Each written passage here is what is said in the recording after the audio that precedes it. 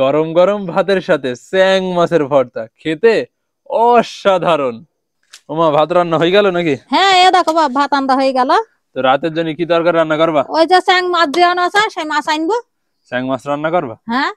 চ্যাং মাছ রান্না করতে হয় না মা, তাহলে কি করবো? চ্যাং মাছের ভর্তা করে দাও আজকে। ও বাবা, আবার চ্যাং মাছের ভর্তা খাবো? তাই তো, ঠিক আছে। তাহলে মা আমি মাছের হাঁড়িটা নিয়ে আসি। তাহলে যাও, আমি ভাতটা গাইলি নেই। ঠিক আছে। মাছগুলা আমার মা হাঁড়িতে জীবিত হয়েছে পানিতে। আর এই মাছগুলা হচ্ছে আমাদের এলাকার নাগার মাঠের মাছ।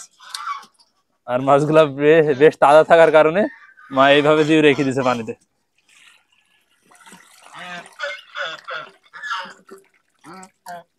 পালিয়ে গেল, পালিয়ে গেল।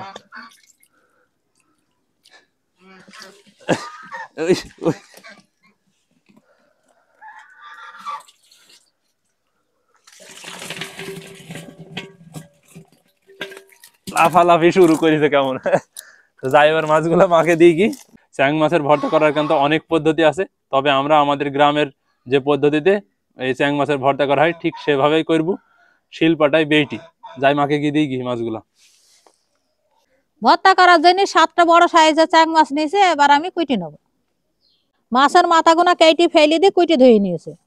এবার একটু সিনে নুন আর হলুদ মাখে নিয়েছে, আর মাছের গা গুনা এইভাবে কেটে দিয়েছে, যাতে তেলে মাছটা ভাজার সময় ভালোভাবে সেদ্ধ হয়। এবার তেলে মাছগুনা 5 মিনিট উল্টি পাল্টি ভেজে নেবো। মাছগুনা কেন তো খুব মাছ বেশি করে ভাজতে হবে না। এবার তেলে রসুন আর কাঁচা ঝাল ভেজে নেবো।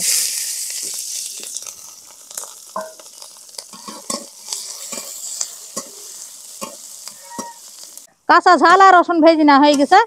এবার পেঁয়াজ ভাজছে, একটু সিনে নুন দিয়ে পেঁয়াজ গুনা হালকা লাল করে ভেজে নিয়েছে, এবার তুলে নেবো। মাছ ভাজা হয়ে গেছে, এবার মাছের কাটা বেছে নেবো। মাছের কাটা বাছা হয়ে গেছে, এবার আমি পাটায় বেটে নিয়েছি। পাটায় বেটে ভর্তা খাইলে ভর্তার স্বাদ বেশি হবে। এবার বেটে নিয়েছি ভেজে থোয়া কাঁচা ঝাল আর রসুন, স্বাদ মতো নুন দিয়েছি। এবার সরিষার তেল দিয়ে ছেনে নেবো। ভর্তা মা কিভাবে করলো। আর এই চ্যাং মাছের ভর্তা কিন্তু বিভিন্ন পদ্ধতিতে করা যায়, অনেকে অনেক রকম ভাবে করে, তবে আমরা এভাবেই করি, তাই আমাদের মতো করে দেখালাম। আর বেরেস্তার মতো করে মানে পেঁয়াজটা ভেজে নেওয়ার পরেও অন্য কাঁচা পেঁয়াজ দিয়েছি, কারণ কাঁচা পেঁয়াজটা আমাদের ভর্তার সাথে খেতে বেশ ভালো লাগে। আপনারা চাইলে দিতে পারেন, না চাইলে না দিতে পারেন। এবার খাওয়া শুরু করি। চ্যাং মাছের ভর্তা নিলাম, এবার এইভাবে হালকা করে মাখি গরম ভাতের সাথে, মুখে দিতি যে কি স্বাদ বলি বোঝাইতে পারবো না। বিসমিল্লাহ।